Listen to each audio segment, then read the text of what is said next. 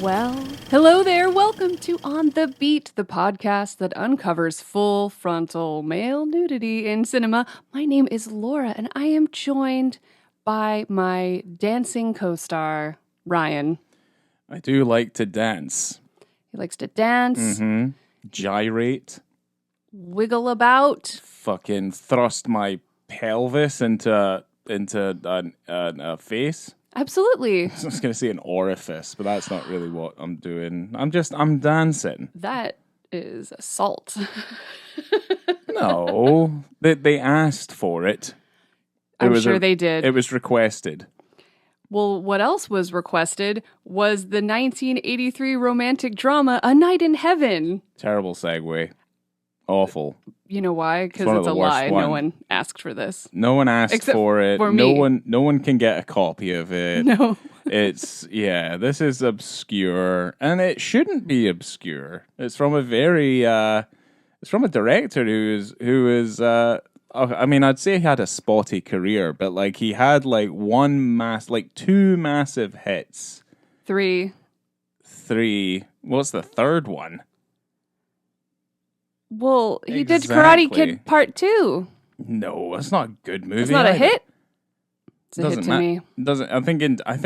I'm thinking in terms of quality. Anyway, he's got a couple of goodies, and it depends on whether or not we think this is a goodie or not. I think in terms of like actual critique, it's maybe not a goodie, but it's a lot of fun. This movie is a hell of a lot of fun. So stupid.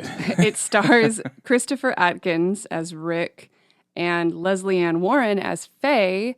There's other people in this movie too, but these are the ones I care about. They are the only ones you care about.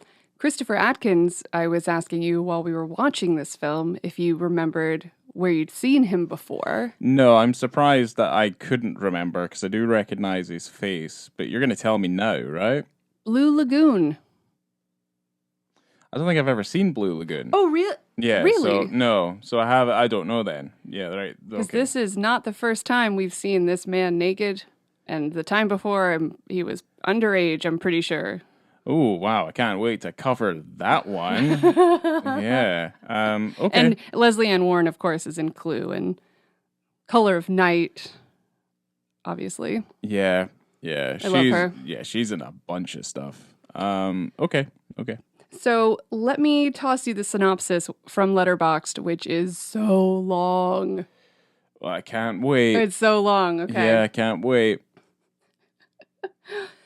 Faye Hanlon is a community college professor with an emotionally depressed husband and an abundance of sexual frustration. Her sister drags her to a male strip club for a girls' night out, where she discovers that one of the dancers is her failing student, Rick Monroe, a.k.a. Ricky the Rocket. A heated affair between teacher and student ensues as Faye struggles to reconcile her emotions and make consequential life choices. Continue her lustful sessions with the studly but shallow teen stripper, or break it off with Ricky and work to salvage her marriage to the loving but distant husband. Right. God, that's a mouthful. Interesting, because it's not as though she has I guess maybe she has a choice, but I guess we can go into that later. I think everyone has a choice, really. Of course. And I wouldn't it's not the husband's fault, really. It doesn't seem...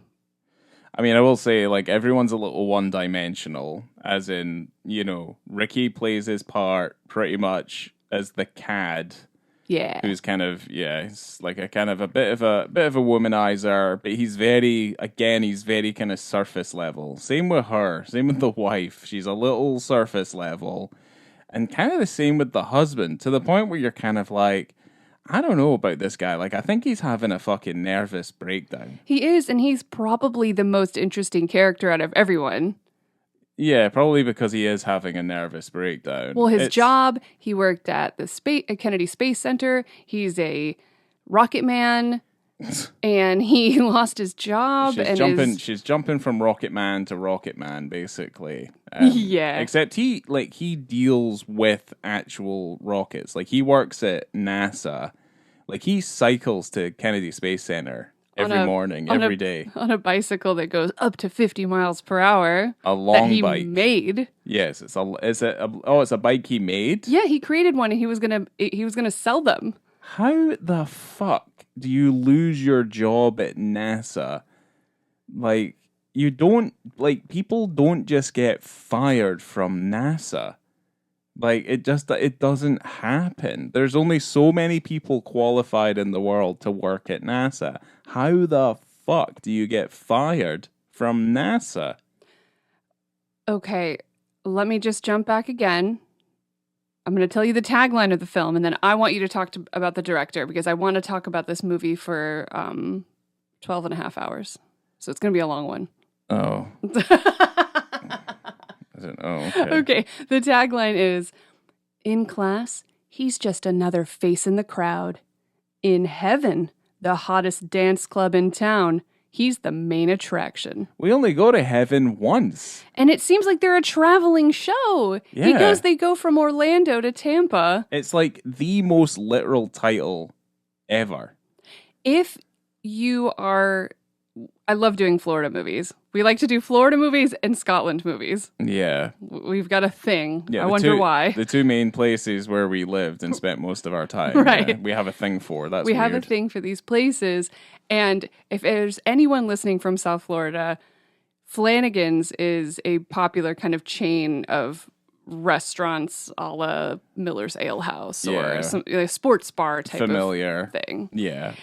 Everything's deep fried and you get a big old cup of beer. It's like paddy wagons, isn't it? It's like that sort of thing. Yeah. So I just am thinking about this group of 20-something strippers going and dancing at a Flanagan's.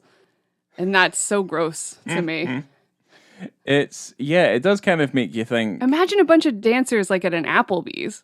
Like, what's happening? I guess. Or like a Chuck E. Cheese. Well, no. Like near the ball pit. Yeah. Chuck E. Cheese. Yeah, with the robots. No, I think it's a traveling show.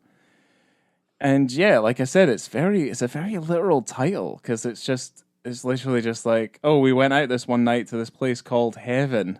Absolutely. And that's how everything changed, and our one-dimensional lives continued to be one-dimensional. Okay, tell me about John. John G. Avildsen.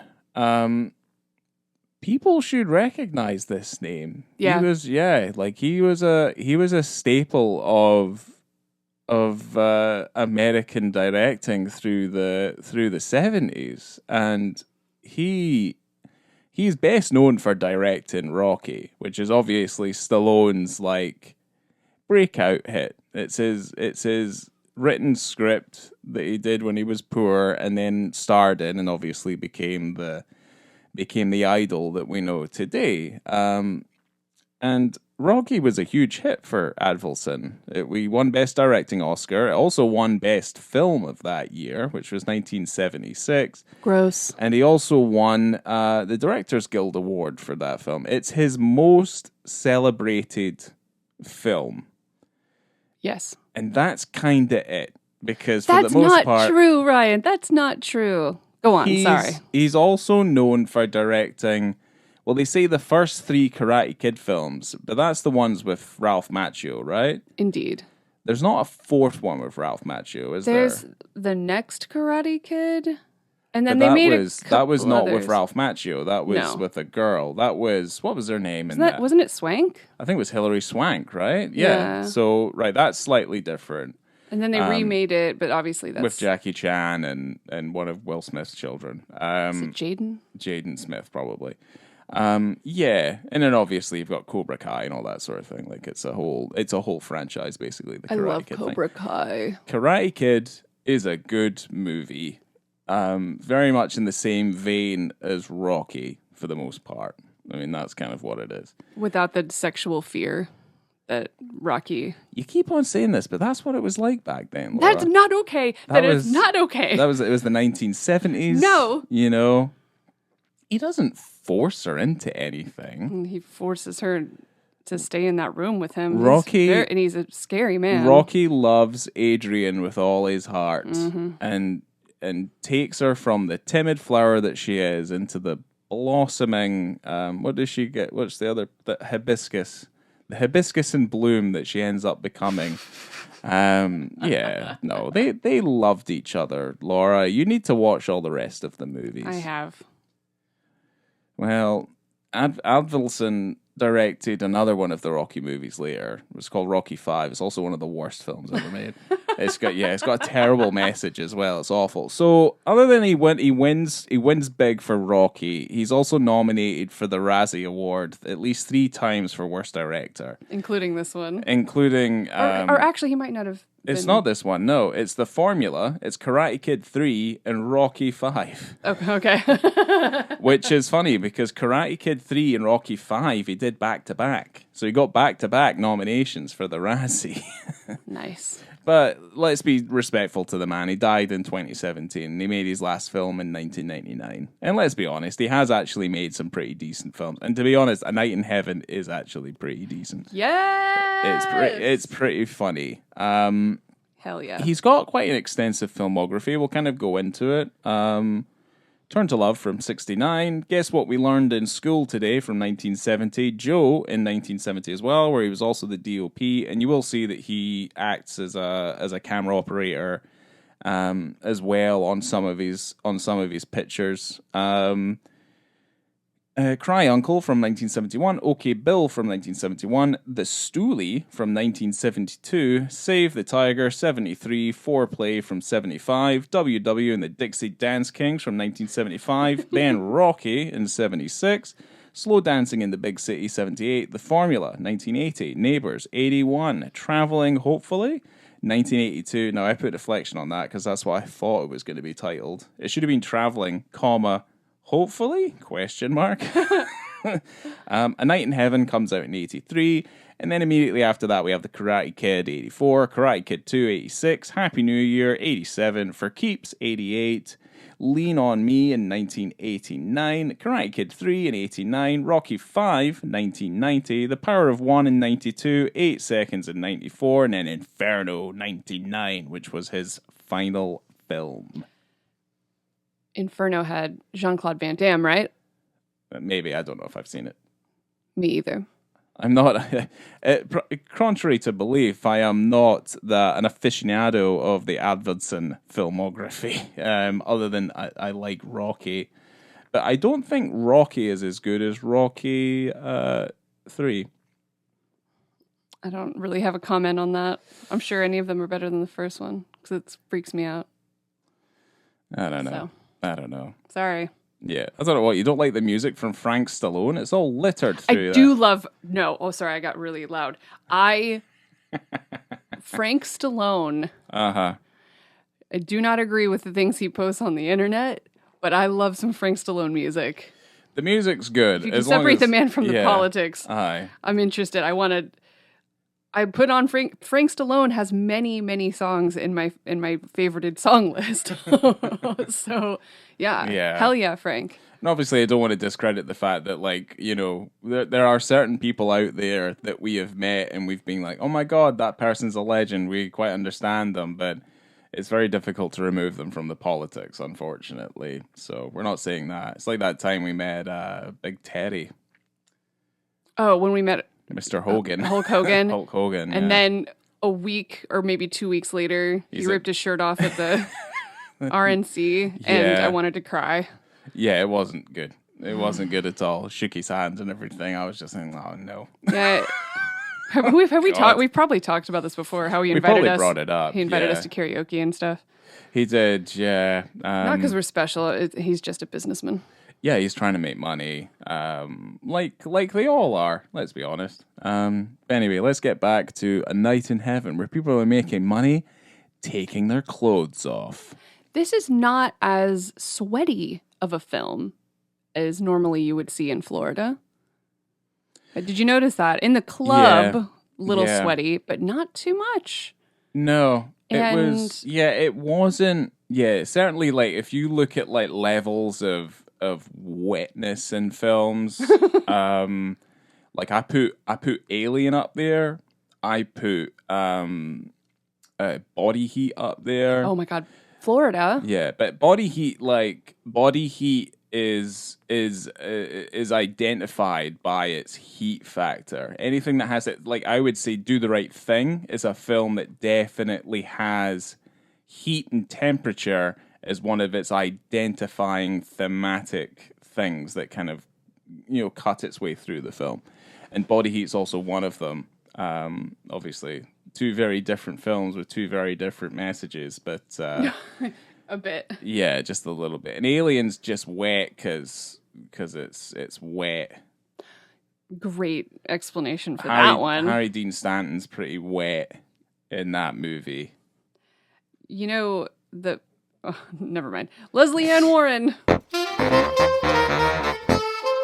This movie's pretty horny though, and I appreciate that. Maybe a little too horny. Never.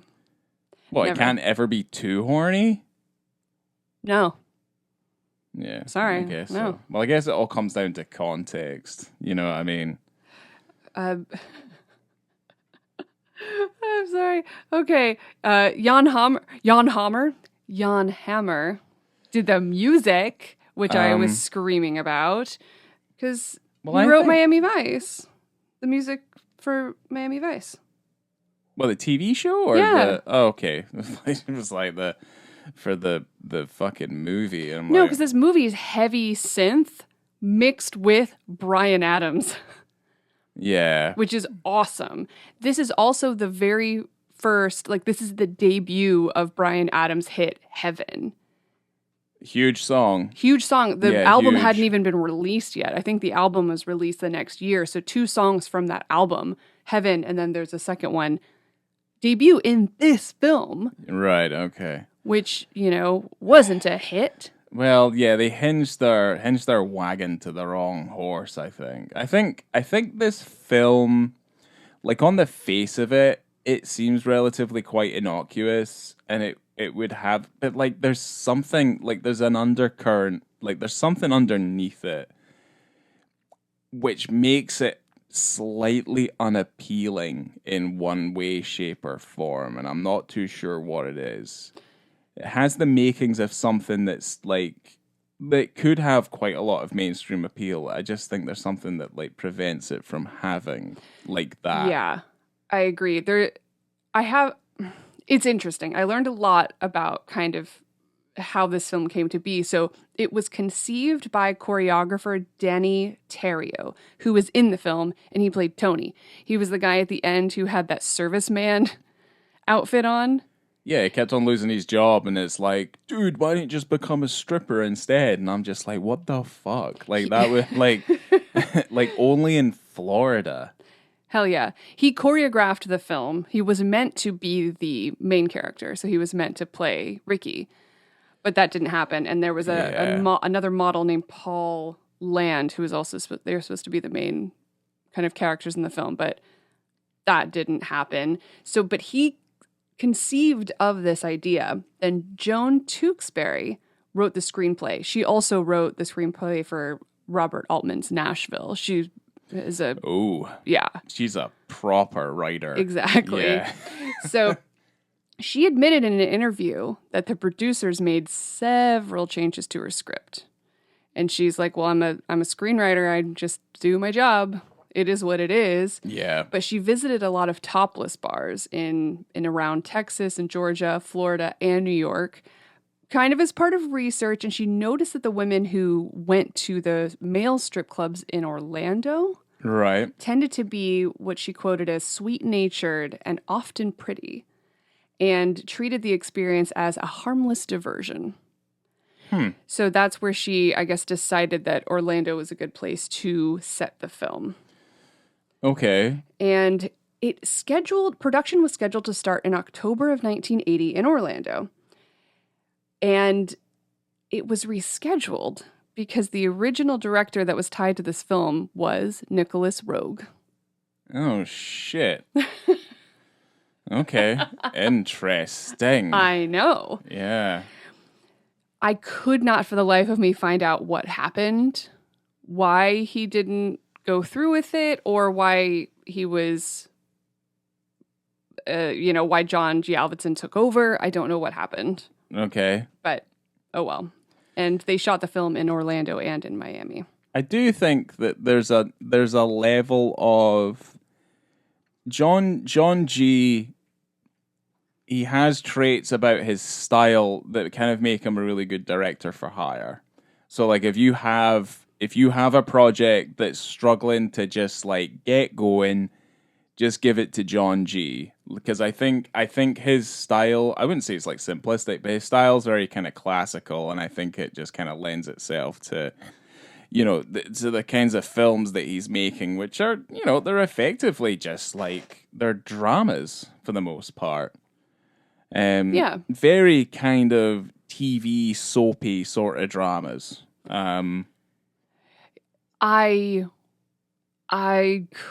I could actually really see this in Nicholas Roeg's hands. You can see what would have happened. Potentially. And it would be really interesting. Yeah. Not to say it's better or worse. We will never know that. We can only dream. But I still don't hate what we got out of it. At all. No, I would agree. I think, we would have had something a little bit more flamboyant from Nicholas Roeg. But then I'm also kind of like, it might have been like 3 hours long. And it does make you think, since the producers did have so many changes, and who knows what happened when they were editing, but the film being only 83 minutes, which, not complaining, but you can absolutely see where you missed character development. You missed little bits of plot because there's so many different little things happening. Yep. The side characters having all these things. There's a tiny businessman. We don't figure out the life of this tiny businessman trying to sell his video games. Yeah. There's the sister. She's having a lot of trouble in her marriage. Seems really uncomfortable. Yeah, and we only really find out about it when she's like, I gotta go. I can't go on holiday. Yeah, it's not even an exposition dump. It's just an information dump that goes nowhere. It looked like something that they were like, how do we truncate several scenes into just one moment? And it's an odd scene where it's kind of like a few things are said and you barely understand it. And then it's like, resolved. And they hug and she leaves. Right, because also in that scene, Leslie Ann Warren's hair is different. She's wearing the same outfit, and then her sister is wearing totally different clothes, and her hair looks totally different. Yeah. So you could tell something happened. You can tell there's something that truncates that's missing. You do feel like the pacing of the film. Yeah, they've probably chopped a bunch of stuff out. That's what it kind of looks like to me, is they've just kind of chopped a bunch of things out. I would have watched a 2-hour version of this, weirdly enough. But 83 minutes, I'll take it. I still love it. I think if it's longer, though, you start to see the cracks start to show a little bit, because the acting's poor. And the line delivery is fucking horrific. And some of the dialogue is like all over the place. I think if this, I mean, I don't know if the production seems like it might have been troubled in some sense of degree. I think it's lacking a lot of rehearsal. I think it's lacking a lot of actual dedicated time for these actors to like flesh out the characters a little bit. Because some of the side characters, and I don't think you could disagree with me, is that they're pretty bad. Like, they're pretty bad. You only see them for like Slick, for example. She's fucking awful. What? She's terrible. I love Slick. I loved Slick with her saucy car commercial, and then all of her clothes are incredible. I love Slick. She's That's always fine. hanging around. Well, she knows everything that's going on. Well, then you should thank the second unit director for doing the advert and the fucking costume department for picking out her goddamn clothes. That doesn't help her performance. I thought she was great. I liked her. Every time Slick came about, I was happy to see her. Okay. Well, a lot of the side characters are like the side pieces of Rick's life. They're poor. They're pretty poor. Yeah, they're kind of just like it's just, they're not very good at all. I think for me, it's just some of the main characters you don't get to know enough. And I thought that I wanted to know more. I wanted to know how the husband went from being a rocket engineer to losing his job. It's fine. You know, programs end. I don't know. Again, it doesn't make any sense that he would lose his job. He would just get reassigned. I don't know. He's too fucking smart. There. I don't know. But then he can't, he's having a hard time finding another job, obviously, because he's like, I don't do anything else. I only do rockets.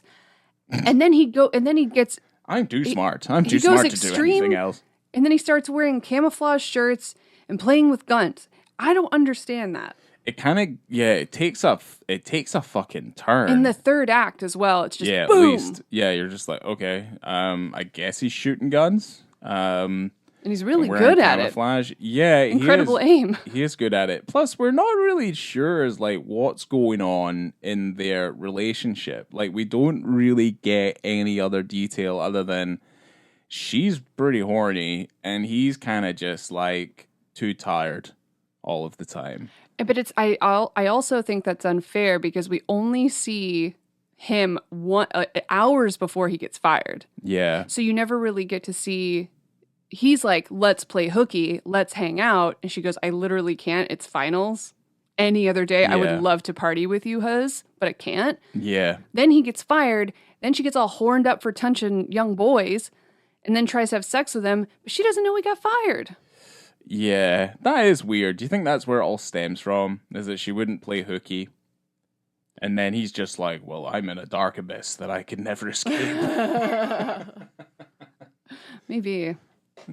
It makes perfect sense to me. I'm going to rewind us back to the beginning of the film that starts out with heaven, right?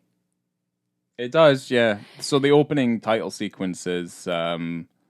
begins with Bryan Adams' Heaven. In the Kennedy Space Center in the sunrise.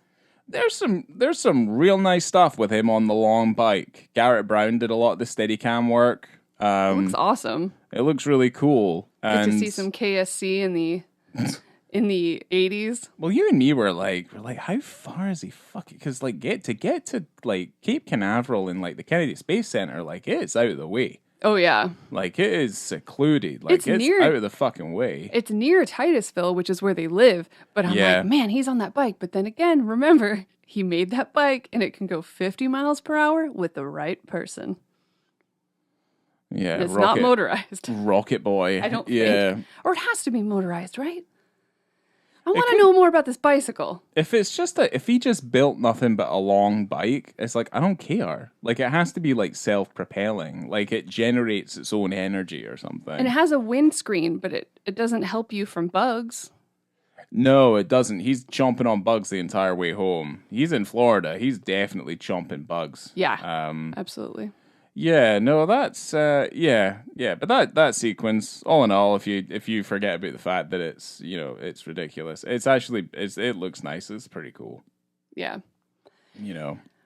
and eventually when we meet Rick when he's in school, I'm gonna jump all over the place. I'll try and keep it chronological. Well, that's okay because it was like, well, here's the thing. There's something that I couldn't wrap my head around is that the first time we meet Rick.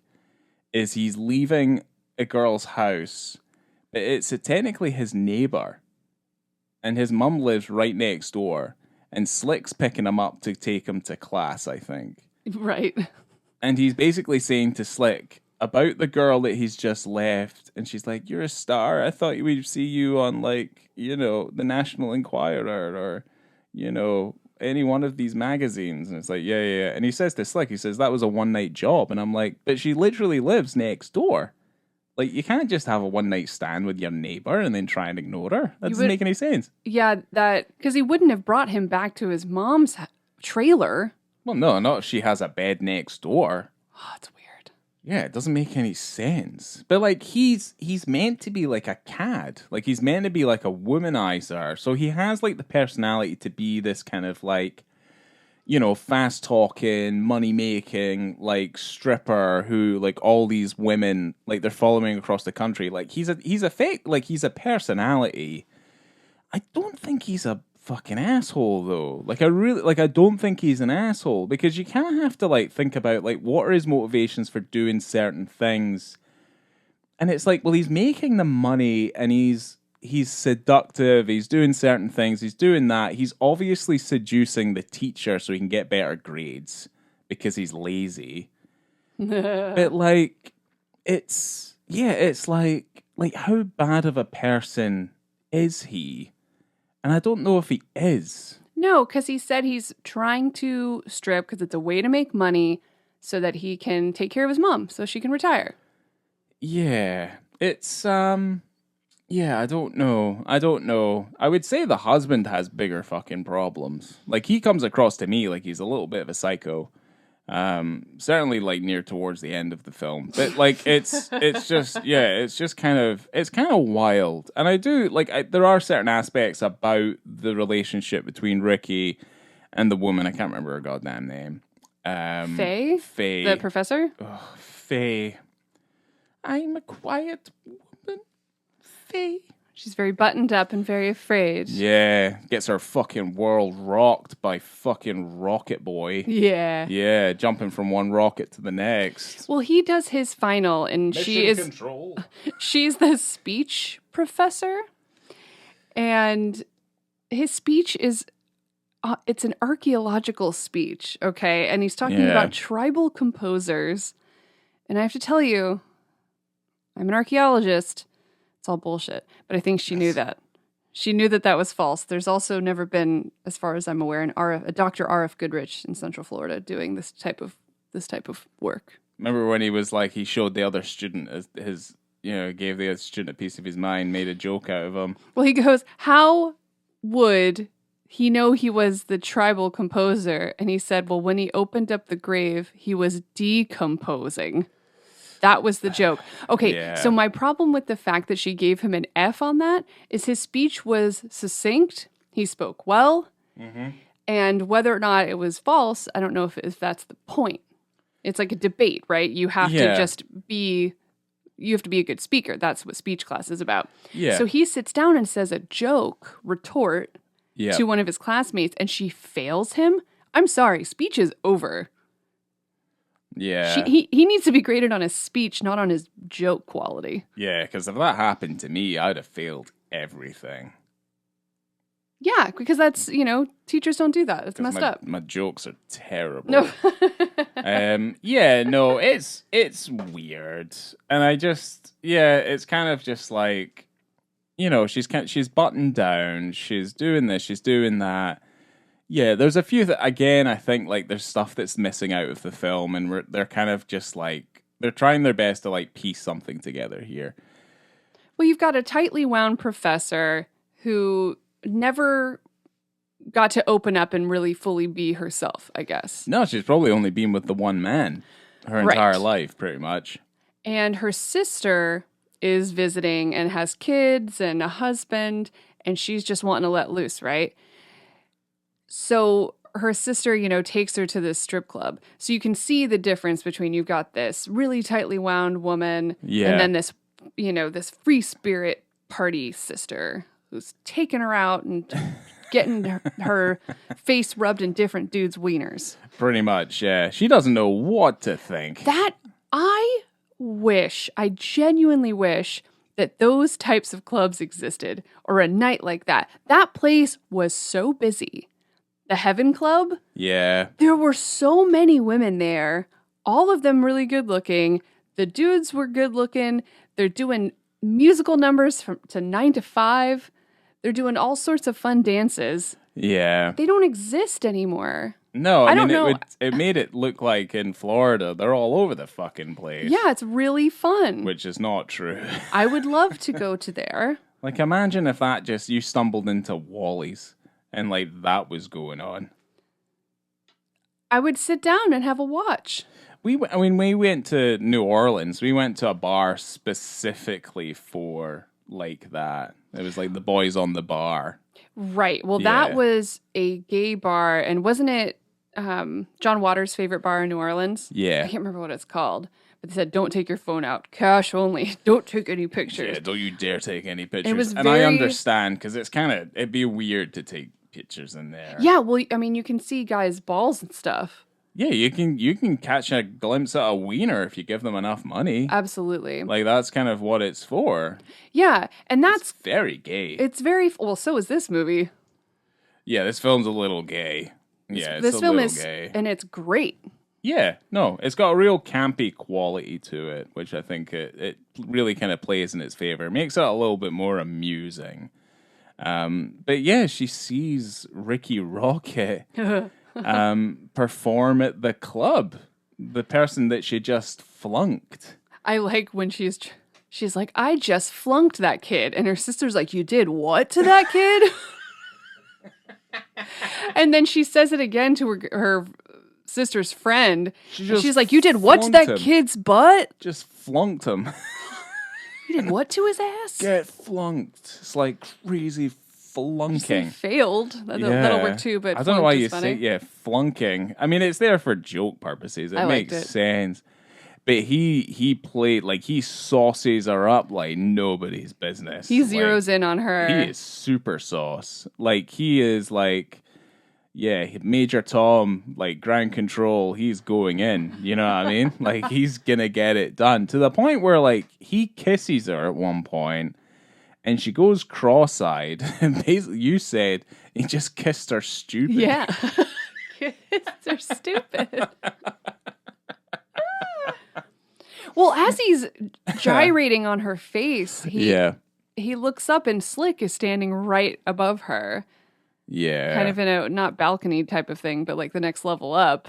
Well, that's kind of what Slick does in this movie, is that she kind of turns up and she makes some sort of derogatory comment.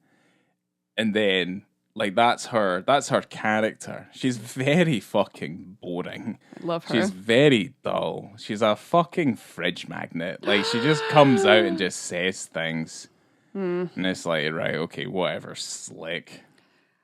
Well, I don't agree. That's a cool name too, and I wish that was my nickname. Slick. Yeah. It's too close to Slick Willie. You know what I mean? Remember I was making jokes about Slick Willie at that film festival thing and the guy didn't get it? Oh, the Bill Clinton thing? Yeah. Oh, right. Right. That's when I found out that people that work in the film industry sometimes are completely unamusing. They do not like jokes. But yes, that was a moment. Anyway, yeah, but that's what that immediately makes me think of. But like she comes back and then she's like all horned up. He's lying in bed. Oh, Faye, the wife. Yeah, we're back to Faye, not talking about Slick. Because she makes out with that boy at the club, and then she gets all freaked out about it, and then, tries to bone her husband. And he's like, I can't, I got fired. Like, it's no, like, the thing is, he, like, and then she starts crying because she's like, I don't know what's going on. Even though, like, not too long ago, it seemed like they were fine. Like, I don't really understand what was going on there. I don't know who you are anymore. It's like, oh, Jesus. He's like, I just lost my job, like at NASA. Yeah. How are we going to live on your community college paycheck? They don't want me in space anymore. I mean, I made this comment during the film that they bought that house probably in the 70s and their mortgage is probably $23 a month. Yeah, you did, yeah. So it was full of wood. And I looked around our new house, because we have a new house now. This is our first. It's also full of, this is our first episode in the new studio. Yeah. And it sounds pretty good. And we've got tons of wood in our house. There is. It's full of wood. Hey-o. But yeah, like he gets fucking fired from that. And again, like that's gonna boggle my mind. Like, how the fuck do you get fired from NASA? We're not gonna get hung up on this. I'm not even gonna talk about it anymore. Like, there's a finite amount of people in the world who can do the sort of things that man probably does. When did they shut down the shuttle program? The shuttle program? Maybe he worked on the shuttle program and they shut down the shuttle program. Well, I'm sure people got laid off. Yeah, but when was like the Challenger 2 like tragedy?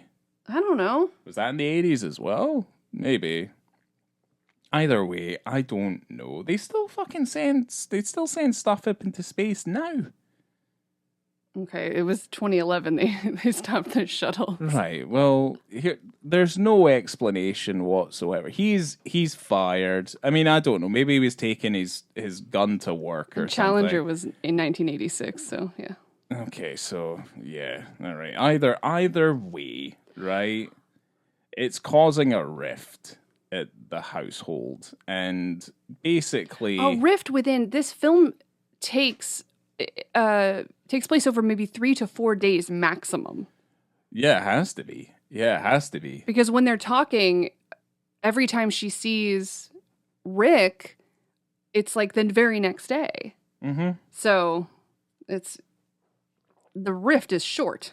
The rift is short, and it feels like it's kind of generated not very truthfully for purely dramatic reasons.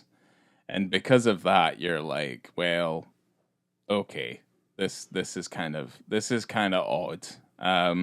Like she wouldn't get laid one day, she wouldn't have hooky one day that she's like, I don't know what I have in my husband anymore. I've got this fine piece of young man ass after me. Exactly. Oh well. See, I'm accurate. No. Yeah. She wants what she wants. And wants that all that happened in man. one day. Like Pretty much, yeah. All happened literally in one day. Like, she was seduced by the rocket. So it only took a couple of days for her to go, oh, maybe I should bone this he's not a kid, he's 21. He's 21. But he shows up everywhere she is. Small town, everywhere she is, he shows up, like at a museum exhibit, everywhere. Flanagan's. Fucking Flanagan. He's there. Yeah. And basically it culminates in a sexual encounter. So, yeah, she ends up seeing him, I think, at the community college, and he brings her a single rose in the rain. And her sister needed to go back home to Chicago because her kid's sick. And she goes, well, the room's all paid for. So you can stay at my hotel? ? Why would she want to do that? Very odd. I wouldn't want to just go, I want to go home. Why would I want to stay in a hotel? Yeah, well, it's immediately suspicious, but it all starts to make sense because this is her moment. This is where she gets to jump on old Dickie Rocket pants. Totally. So she brings Ricky back to the hotel room. Yeah. And it all goes down. Yeah, it's a little bit of rubbing on the jeans, and then a little bit of kissing, a little bit of slow undressing. This is also strangely silent. So everything that we're describing to you, there's no music, there's no Bryan Adams. This is the perfect moment for some Bryan Adams. Right, and I thought I thought praying for some Bryan Adams because to start Heaven, playing. because you could hear Heaven playing in your head, right, while they're getting sexy. But then I think it would have been too romantic. I feel like it would have meant more narratively if they played Heaven over that one part, because it would have meant something. They had to play something No, they other than didn't. just like the rustling and the heavy breathing. Yeah. And the cupping of the balls and the slapping of the cheeks, like all It's not sorts that of bad. stuff. It's pretty romantic and pretty so, delicate. It's so quiet. There's only one bit of nudity in this particular section. Where was Jan?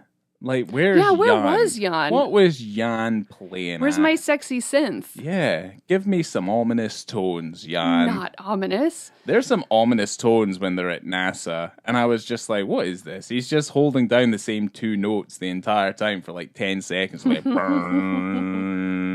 you're like, okay, I guess he's going to get fired. But yeah, for this, it's like, it's uncomfortably like quiet.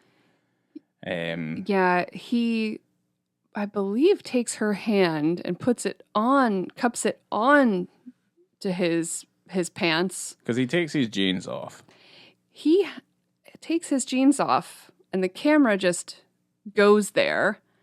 And well, it's already an established shot because it's close on their faces in a profile, and then it's the same close up, but from their waist. Yes. So she's rubbing on the top of the pants, and then those pants come down, and then we're exposed We're exposed, he is exposed, and she is exposed to his penis. to his genitalia. He is not wearing any underwear. No, which is also a mistake, guys. You should not just wear jeans and not wear any underwear.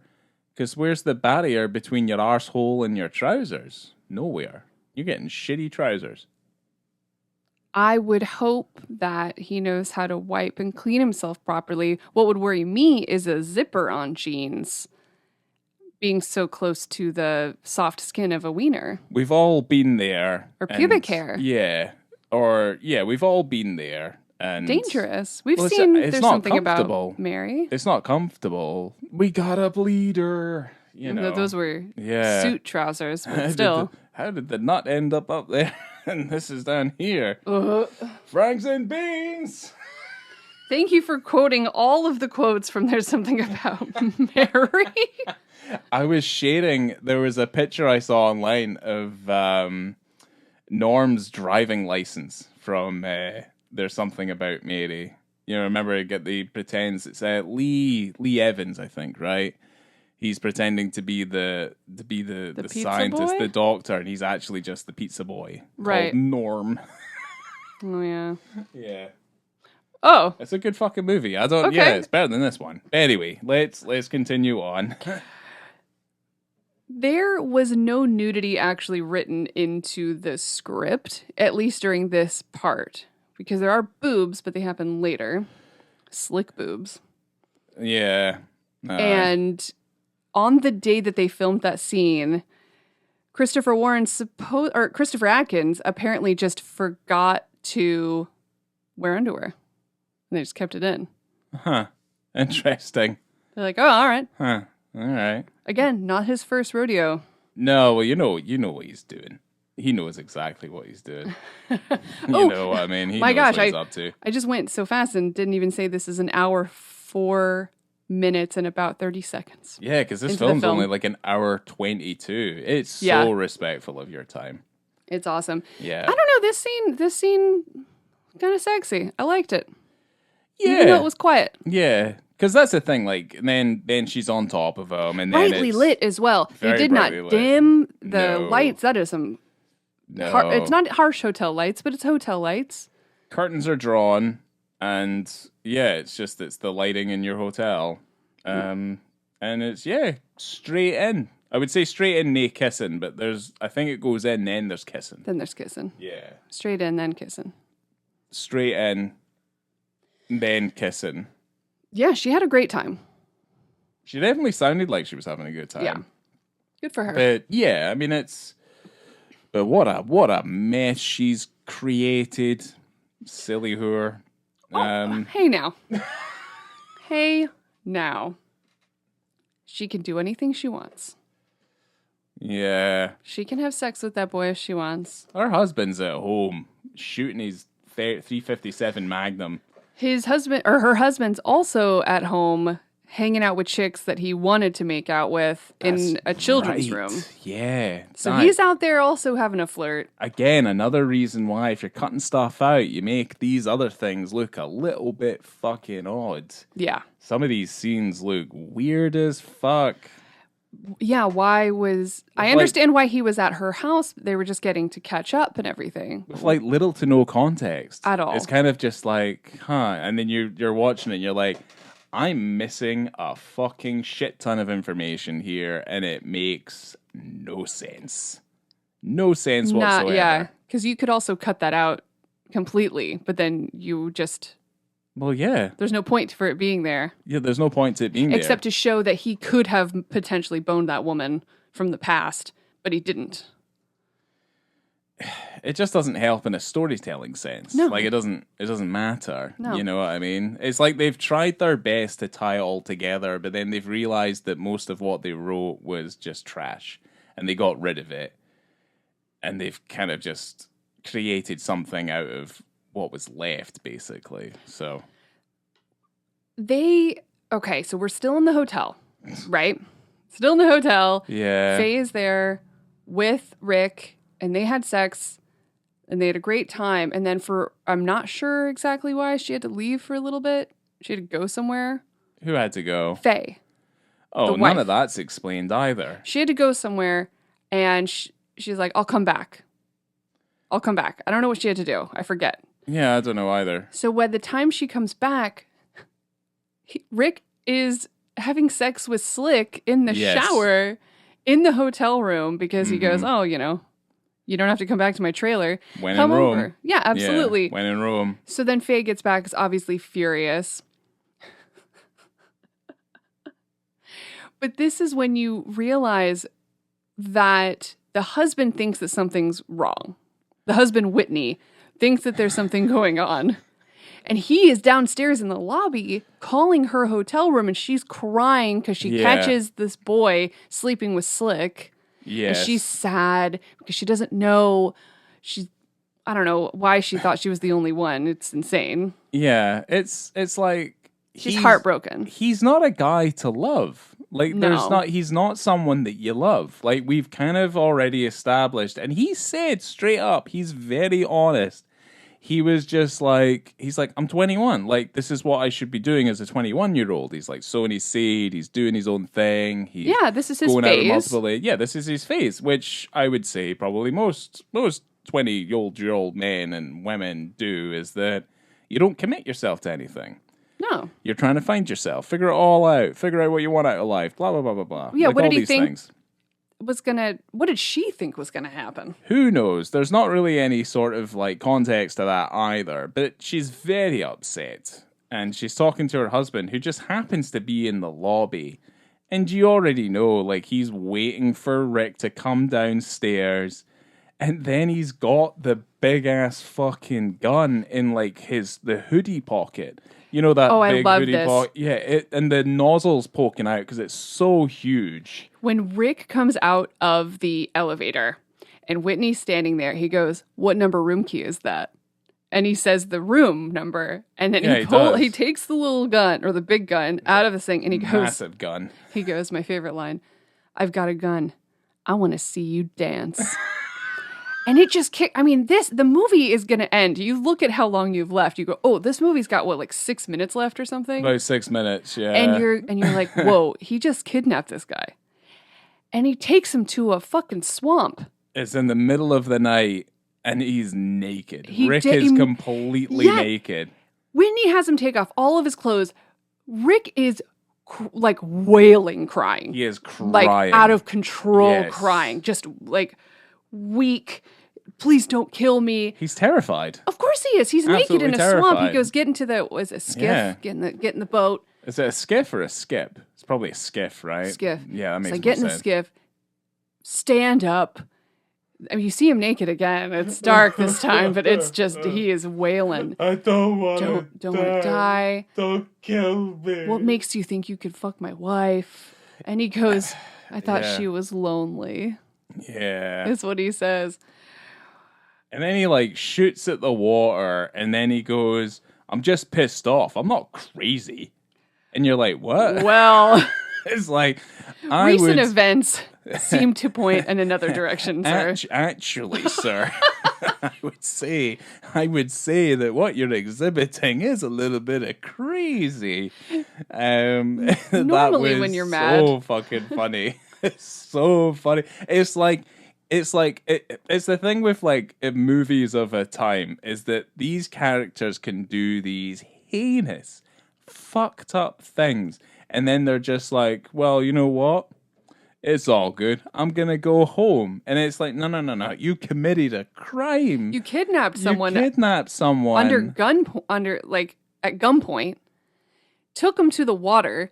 Stole his clothes and left him in the water. Because how does having an affair equate to you being able to, like, kidnap him at gunpoint and then strip him off and then leave him there completely naked, being eaten alive by bugs? Yeah. And it's just like, he's like, how do I get my clothes back? And he's like, I thought you did well naked or something. I'm like, what? Yeah. I was like, okay, that's a fucking weird thing to say. But then it's like, he's saying things like that, and I just go, Florida. Hell yeah. Yeah, I'm just like, it's Florida. It's awesome. It's probably legal back then. And And then there's that ending. That ending's fucking weird. Just that slow, silent reconciliation of husband and wife. Yeah. Oh, when she walks in the door, okay, from being in the hotel, and she must have been there for ages, because in the time between when she got home, he had taken and kidnapped the man and come home, and it looks like he drank half a bottle of wild turkey by himself. Pretty much, yeah. So she gets home, she sees her husband, she knows that he knows something's wrong, right? He's sitting there silently with all the lights on, drinking whiskey, though half the bottle's gone. And I look, and I was like, that looks like a man that's about to hit his wife. And yet, what we are subjected to is just a slow, quiet reconciliation. He's like, don't even tell me. Don't even talk about it. And then they just have cute little jokes as the camera just makes no fucking sense. Moves out. Like, none of it makes any sense. And I'm like, okay. And then Bryan Adams plays us out. Aye. Then Bryan Adams plays us out with effectively the half titular song. And yeah, it's over. It's awesome. And you're just like scratching your head. You're just like, what the fuck was that? And I was pumping my fists in the air like, fuck yeah, that movie's fucking awesome. That's how they dealt with problems back in 1983, I think. I think that's what my parents did. Yeah, absolutely. Yeah. Aye. So, yeah.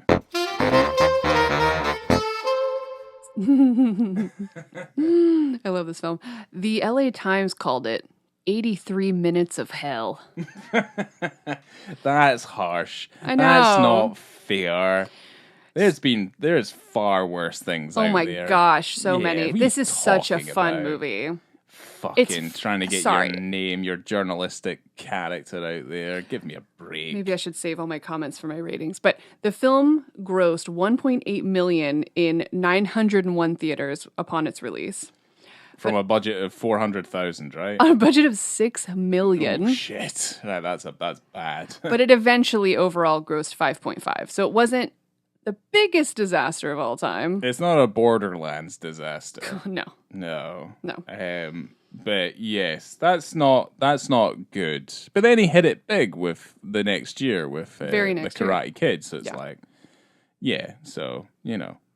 And yeah, we were talking about the Golden Raspberries, and Christopher Atkins won for this film for Worst Actor.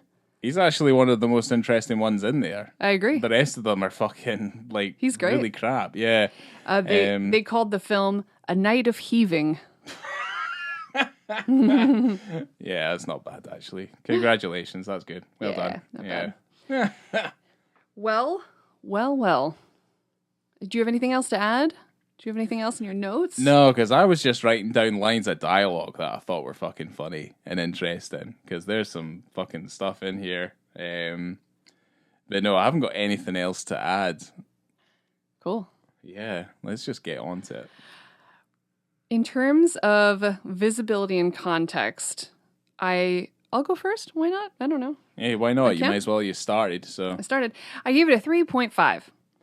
Yeah, that's not bad. I'd probably give it close to a 3. Yeah. Yeah. Because it's there, and you do see some when he's naked in the skiff and he's like got a gun pointed at him and stuff like that. You just see bits and bobs. But we're talking really about that main sexual interaction. Because that's pretty close. It's pretty close, yeah. That's pretty close. And I love that the director wasn't expecting it. No one was expecting to see his wiener. And then everybody did, and it made it into the final cut. And that's cool. Yeah. That's a nice little surprise. Yeah. That's like a William Peterson type of thing to do. Yeah. There's like, you know what? I'm feeling this.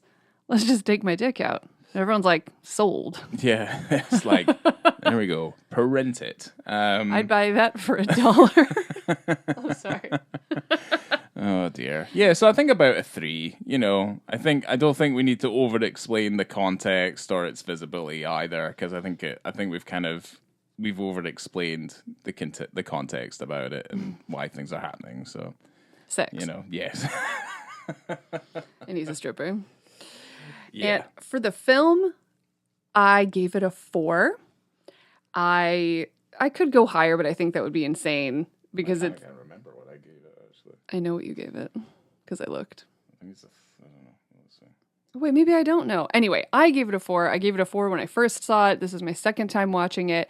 It is very fun, silly, a little bit dark, kind of sexy, and it's Florida movie.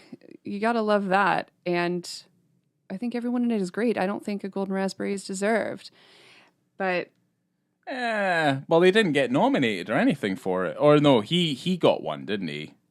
I actually didn't look at all the nominees. So I Okay. could look it up right now. I don't think he was nominated for worst director, but I gave the film a 3 because it's actually not boring. Like it's stupid. Like it's really stupid. It's not anything that should be taken seriously. And it shouldn't really, to be honest. Like it shouldn't be taken seriously. Why should it have to be taken seriously?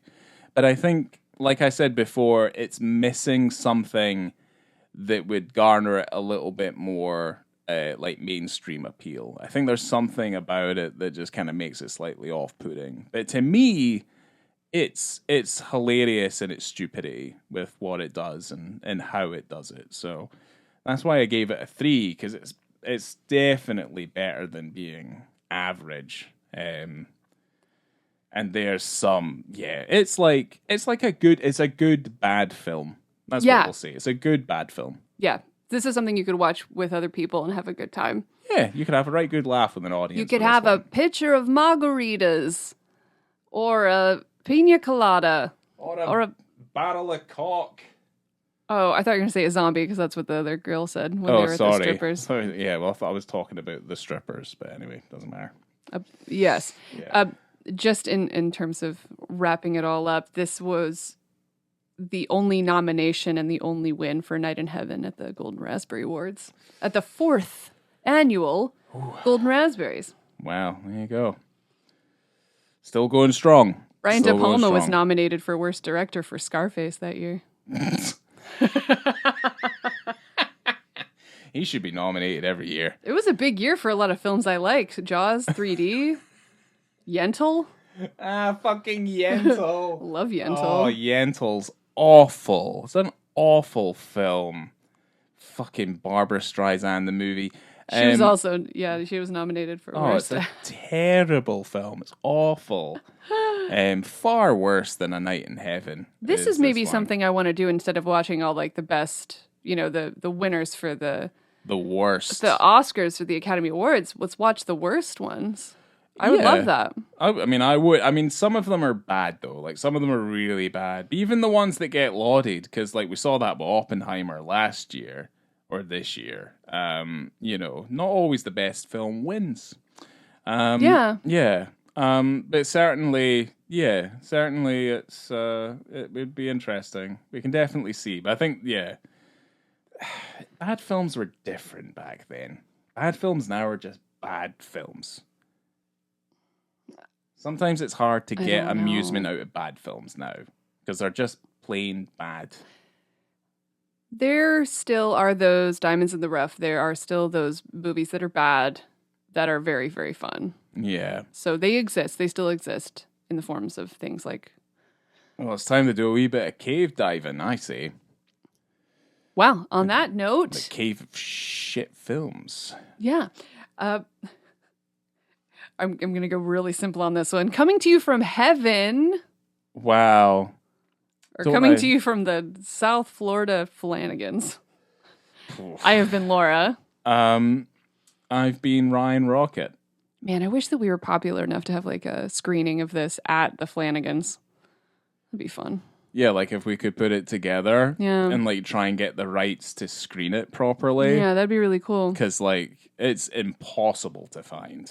It's not impossible. You just have to go down. Well, we were going to get it on VHS and watch it that way. Going to get it on a VHS. If you try to buy the DVD, it is $80 or $100. It's very expensive, but which the VHS I want. Isn't that expensive? Yeah. Yeah, I want the VHS. It has the good cover on it too. So anyway, make sure to follow us on the internet. On Instagram at On The Beat, and we're on YouTube. And we're on YouTube. Are we? I don't know. We're on the web. We're on everything. We have a website too. It's onthebeat.com. We're all on everything. And on Letterboxd, you can find us there and see what we're watching. And you can find those links on Instagram. Thank you so much for being here. I hope you enjoyed all the dancing and the wieners. And we will see you next time. I've been Laura. no boners. Not enough boners.